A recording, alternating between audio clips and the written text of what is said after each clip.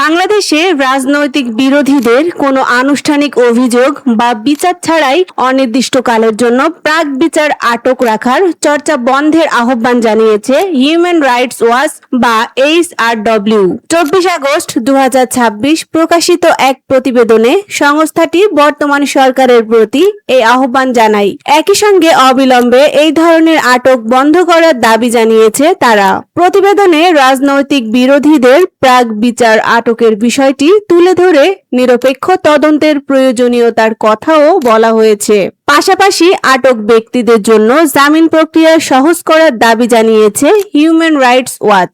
সংস্থাটির আহ্বানের মূল বিষয় হলো আনুষ্ঠানিক অভিযোগ বা বিচার ছাড়াই রাজনৈতিক বিরোধীদের অনির্দিষ্টকালের জন্য আটক করার চর্চা বন্ধ করা।